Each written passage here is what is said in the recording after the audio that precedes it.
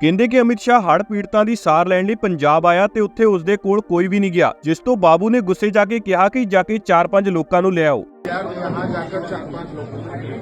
ਹੁਣ ਇਸ ਵੀਡੀਓ ਨੇ ਸਾਬਿਤ ਕਰਤਾ ਕਿ ਲੀਡਰਾਂ ਨੂੰ ਲੋਕਾਂ ਦੇ ਦੁੱਖ ਸੁੱਖ ਦੀ ਨਹੀਂ ਬਲਕਿ ਆਪਣੇ ਅੱਗੇ ਪਿੱਛੇ ਭੀੜ ਦਿਖਾਉਣ ਤੇ ਦੂਜੀਆਂ ਪਾਰਟੀਆਂ ਨੂੰ ਨਿੰਦਣ ਦੀ ਕਾਹਲ ਰਹਿੰਦੀ ਹੈ। ਵੈਸੇ ਇਹ ਵੀਡੀਓ ਪੰਜਾਬ ਦੀ ਨਹੀਂ ਜੰਮੂ ਕਸ਼ਮੀਰ ਦੀ ਹੈ, ਜਦੋਂ 2 ਸਤੰਬਰ ਨੂੰ ਅਮਿਤ ਸ਼ਾਹ ਨੇ ਜੰਮੂ ਦੇ ਹੜ੍ਹ ਪ੍ਰਭਾਵਿਤ ਇਲਾਕਿਆਂ ਦਾ ਦੌਰਾ ਕੀਤਾ ਸੀ, ਪਰ ਅਜੇ ਤੱਕ ਪ੍ਰਧਾਨ ਮੰਤਰੀ ਤੇ ਗ੍ਰਹਿ ਮੰਤਰੀ ਨੇ ਪੰਜਾਬ ਦਾ ਦੌਰਾ ਨਹੀਂ ਕੀਤਾ, ਬਸ ਸਿਰਫ ਕਾਲਾਂ ਤੇ ਟੀਮਾਂ ਰਾਹੀਂ ਤਾਲਮੇਲ ਕੀਤਾ ਹੈ। ਧੰਨਵਾਦ।